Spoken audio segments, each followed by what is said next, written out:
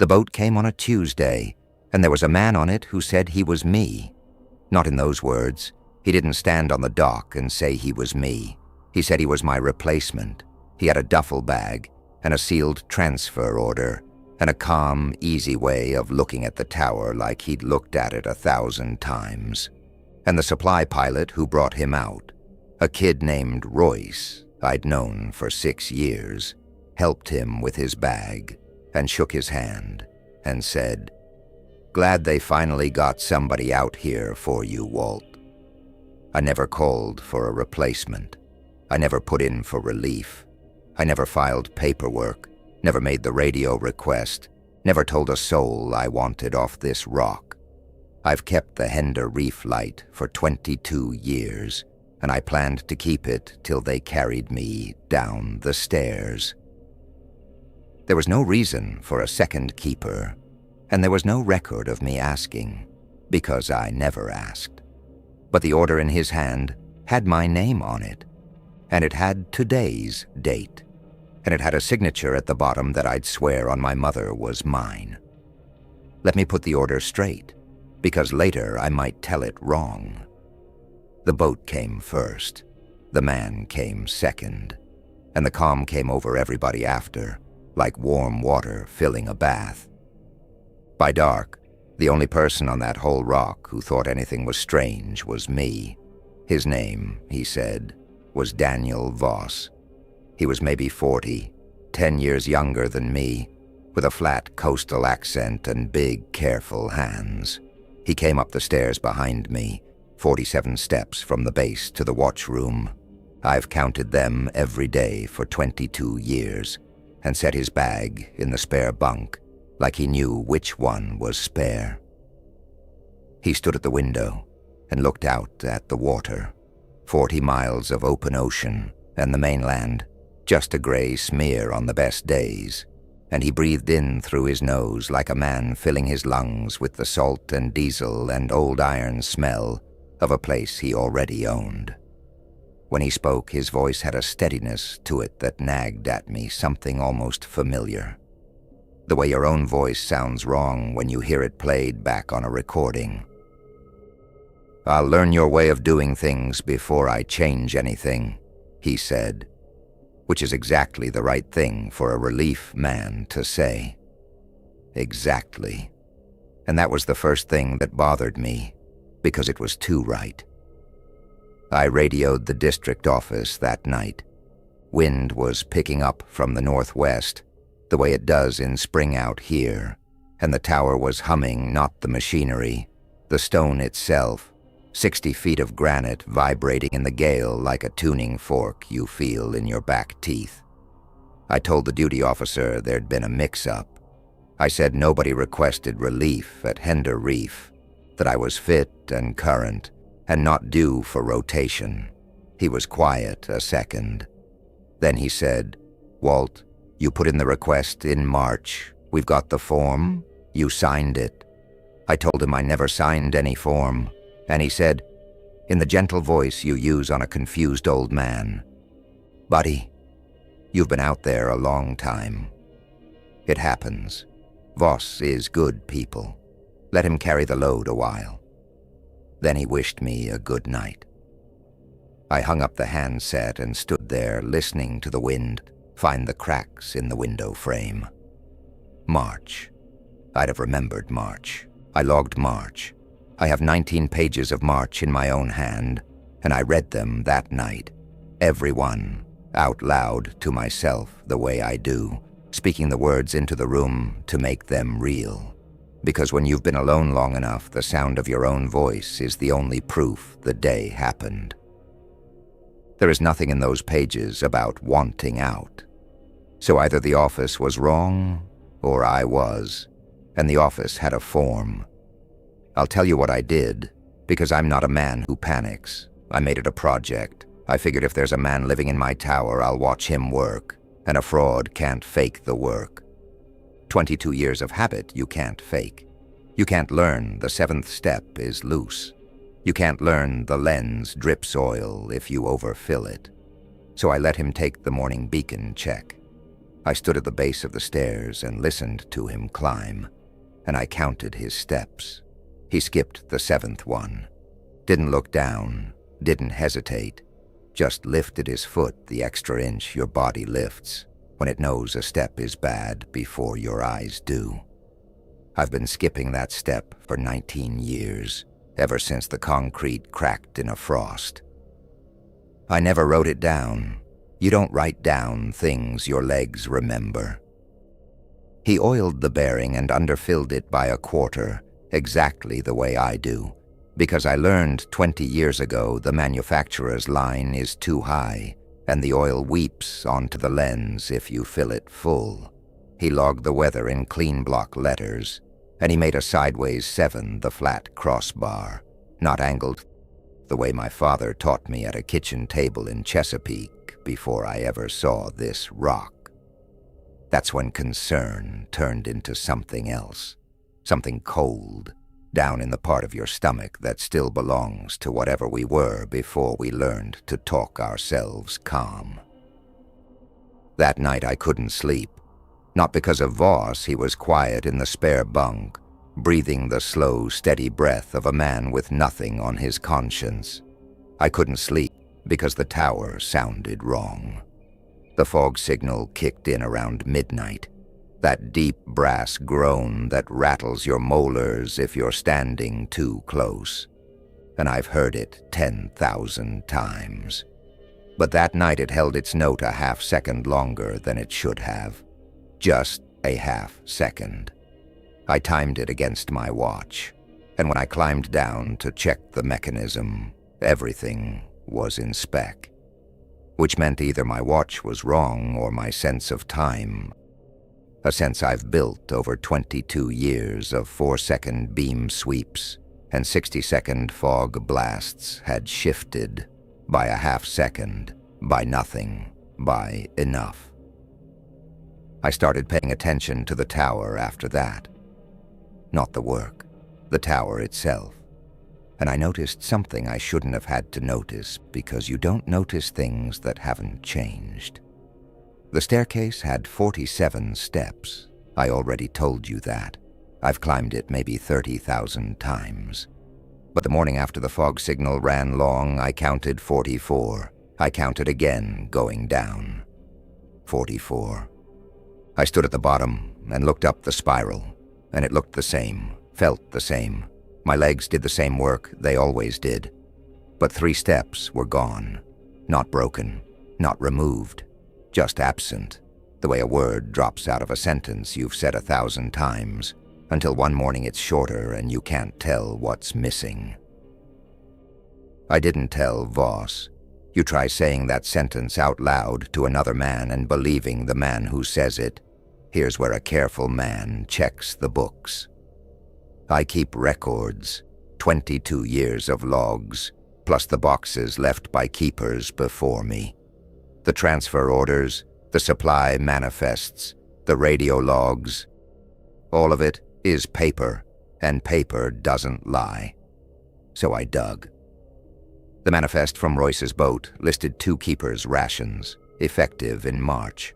The district roster listed 2 names for Hender Reef Mine and Voss D, with a start date of 3 months back. The mainland had been feeding 2 of us for a season. The supplies I'd been eating alone had been ordered for 2 men the whole time, and I'd never noticed the difference. So the books didn't back me. The books backed him. But they also told me something else. In the bottom of the 3rd box, under manifests from 1994, I found a keeper's log I'd never opened. A man named Harwick, who kept Hender Reef in the 70s. Ordinary entries, weather, supplies, equipment repairs, the daily tedium of a light station. Then an entry from November 15th, 1977, in handwriting that started steady and ended shaking. There were 31 steps last week. Today I counted 29. Lyle says there were always 29. Lyle is always right about everything now. No entry after that. The next page was a new keeper's hand, Different name, no mention of Harwick, no mention of what happened to him or where he went. Just a clean line and a fresh start, as if the man had never stood on this rock at all. I sat in the storage room with that log on my knees and the tower humming in the wind above me, and the realization came slow, the way cold water rises around your ankles before you understand you're standing in a flood. This has happened before. A man on this rock counted the stairs, and the stairs came up short, and another man told him he was wrong, and the rock made room for the new one by making less room for the old. Fewer steps, tighter walls, the station compressing itself around a single keeper the way a shell closes around whatever's still alive inside. I put the log back. I listened to the beam turning overhead, that low electrical hum that lives in the walls like a pulse, and I thought, the rock doesn't keep the one who was here first. It keeps the one it wants. I radioed Royce the next morning, asked him plain how long has Voss been coming out. He laughed and said, "Walt, I've been ferrying you both since spring. 2 coffees every run." I asked if he remembered a keeper named Harwick. Long pause, then soft. Who? Nobody remembered Harwick. But I had his log. I had his handwriting. I had November 15th, 1977. At least I thought I did. The radio check-in came that night, 2 in the morning, routine. I keyed up and gave the numbers, speaking them aloud as I wrote wind, sea, visibility, signal status, my voice filling the watchroom the way it's filled it 10,000 nights before. And the duty officer said, "Thanks, Voss. Tell Walt to get his rest." My voice, on the radio I've used for 22 years, and the mainland heard the keeper, and the keeper's name was Daniel now. I said, slow, "This is Walt." A long pause. "Sure. Good night, Walt." But you could hear it. He was being kind. He didn't believe me. I set the handset down and looked at my hands in the red glow of the transmitter light. Rough, scarred on the left thumb from a cable snap in '09. Knuckles swollen from years of cold salt air. My hands. But the red light made them look like anyone's hands, and for just a second I couldn't feel the scar, and I had to press my thumb against the edge of the desk to make sure the ridge was still there. It was. I held on to that. I made a rule that night. Inside the cover of my oldest log, in pencil, I wrote, "There is one keeper. His name is Walt. Voss arrived Tuesday. He brought a duffel and an order I never signed, and I started counting everything. The bolts on the lantern room hatch, 14. The panes in the watchroom window, 6. The seconds between beam sweeps, 4. I wrote the numbers down and checked them twice a day, and for 3 days they held. On the 4th day, the lantern room hatch had 13 bolts. I ran my fingers over the frame. No hole where a bolt had been, no thread, no rust mark, no empty socket. 13 bolts in a frame that fit 13 bolts, and always had, and I was holding a piece of paper that said 14 in my own hand. Voss fixed the fog signal coupling that afternoon. He'd brought the right part. For a fault I'd been nursing for a year, that I never reported, that he couldn't have known about. He worked quietly, his big, careful hands moving with the same slow certainty mine have, and when he tested it, the signals sang out clean and true, and the tower seemed to settle around the sound. The stone relaxed, the way a house relaxes when the right person comes through the door. I ran the station hard after that. Every check, every log, every call.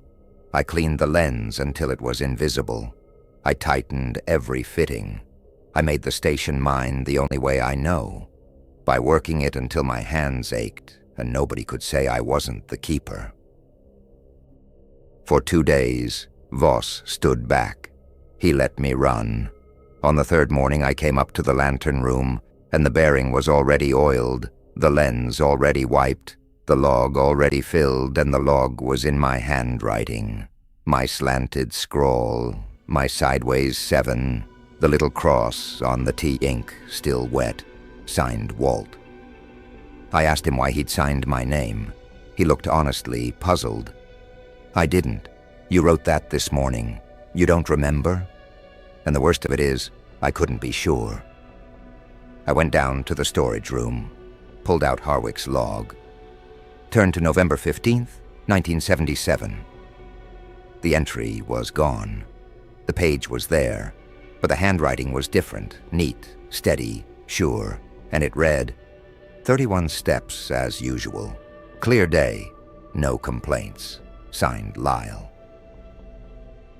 Harwick was gone from his own log the way I was going from mine. I couldn't sleep that night. I stood the watch alone, the way I'd stood it 10,000 times, and the beam turned and the sea was black, and the fog was out. Thick fog, the kind that eats sound, that turns the world into the 10 feet past the glass and nothing after. All I could hear was the signal, the motor, and my own breathing. I was staring out into nothing when I saw it. A light, out on the water. Not a ship's move, and this didn't move. Not the mainland wrong direction, and 40 miles too far. This was a lighthouse beam, sweeping from a point on the ocean where there was no rock, no reef, no tower, no structure of any kind. A white arm of light, rotating in the dark at the same speed as mine. 4 seconds out, 4 seconds back. I got the binoculars, pressed them against the cold glass. Nothing out there, no foundation, no surface, just the beam, turning from a point in the air above black water, keeping perfect time with Hender Reef. I watched it for 40 minutes. It matched my interval to the fraction, but it was behind me a half-second behind, the way an echo follows the voice that makes it. My beam swept left. A half-beat later, the other swept left, mirror perfect, following. Then around 1 in the morning, I noticed the color. My beam was amber, the deep amber of a lens that's been turning for decades. The other beam was white, clean, hard white, the color of new glass. The other light was ahead of me. It was already what I was going to become.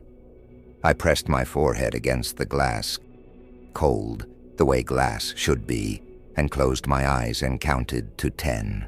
When I opened them, the second light was gone. My beam swept out alone, amber and warm, but it didn't feel like mine anymore. It felt like the echo. And I couldn't tell you which light was the original, because an echo doesn't know it's an echo. It thinks it's the voice.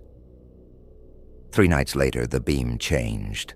Not the interval was still 4 seconds. I timed it. But the color.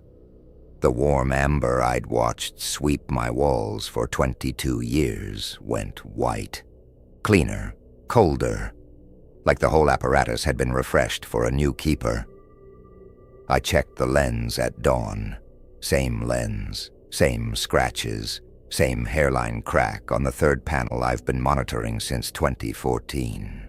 But when I touched the glass, it was warm. And it shouldn't have been warm, not at dawn in spring with the heater off. Warm the way skin is warm. Like something inside the housing was alive and turning, not because a motor drove it, but because it wanted to. I pulled my hand back, and standing there in the lantern room with the sea flat and gray in every direction, I felt something I hadn't felt in 22 years on this rock. I felt like a visitor. I stopped trying to solve it after that. You can't solve a place that's rewriting itself around you. You can only decide what to hold on to while it does. So I sat on my bunk, and I held on to what was mine. The scar on my left thumb, my father's voice at that kitchen table, the pencil, the yellow paper, his hand over mine making the crossbar flat. My mother's kitchen, cedar and soap. The radio playing low on Sunday mornings. The first day I climbed this tower, 22 years ago. May, salt wind so thick it stung your eyes, and the feeling when I reached the top and knew the way you know your own name, that I was supposed to be here. And I thought, what if the rock waited for me the same way it's waiting for him? What if it always waits, and what it waits for isn't a man but a keeper, and the name doesn't matter, and 22 years is just the time it takes for the next one to arrive? I put my face in my hands. I will tell you this because it's true, and because if I don't say it now, I'll forget it happened. I cried. Not loud, not long, but the kind that comes from below your chest, where you keep the things you never say, and what came out of me wasn't grief exactly. It was the sound a man makes when he realizes the life he thought was his was a seat that someone else was always going to fill. Voss came and stood in the doorway. He didn't speak for a while. Then he said, quiet, "The transition is easier if you don't fight it." "What transition?" I said. He looked at me with something that might have been pity, or might have been recognition, the way you look at a photograph of yourself from a long time ago. "You already know," he said. Then he went upstairs to check the light, and his footsteps on the stairs sounded like mine, and I counted them, and there were 39 now, and neither of us stumbled. That night I radioed Royce. Not about the rotation. I just needed to hear a voice from somewhere that wasn't this rock. We talked about nothing for a while, weather, his boat, the price of fuel, normal things, mainland things. Then he said, almost as an afterthought, "Hey, Walt, funny thing. Last run I made out to you, coming in from the south side, I could have sworn your light looked different. From about 5 miles out it was white, real clean white, like a brand new installation. Then I got close and it was the same old amber. Fog does strange things, I know that. But from the water, for a good 2 minutes, it looked like a whole different light." I didn't say anything. "Probably nothing," he said. "Just funny, is all." I held the handset for a long time after he signed off. Royce had seen it, the white, the cold, clean white. He'd seen it from the water, from 5 miles out, with his own eyes, and he'd motored up to the old amber tower and told himself the fog had played a trick. But the fog hadn't played a trick. The fog had shown him what was coming, the same way it had shown me. And the wrongness wasn't mine anymore. It was out on the water, in the eyes of a man on the mainland who had no stake in any of this, and he'd seen something impossible and shaken it off the way you shake off a chill. The whole world was adjusting, slowly, quietly, the way your eyes adjust to a dark room until nobody remembers it was ever bright. I took the rest of that night's watch alone. Past midnight, Voss was below, asleep, or whatever he does when I'm not watching. The fog was in, and the signal was running, and the beam was sweeping its white arm across the black, and I was doing what I've done every night for 22 years, speaking the log entry aloud as I wrote it. Wind southwest, 12 knots. Seas moderate. Visibility quarter mile. Signal operational. I say the numbers out loud. I've always done that. When you've lived alone on a rock long enough, the sound of your own voice saying the facts is the last line between the world being real and the world being a dream you're having in the dark. That's when I heard the second voice. Not after mine, not before, with mine. Speaking the same words at the same time. in the same cadence with the same breath. My voice, my exact voice, the gravel, the flat vowels, the way I clip the end of operational, coming from the other side of the room, from the dark near the spare bunk, from the part of the lantern room that wasn't mine anymore. I stopped. The second voice stopped. I sat there with the pen in my hand, and the signal groaning below me, and the beam sweeping the walls. I told myself it was the stone.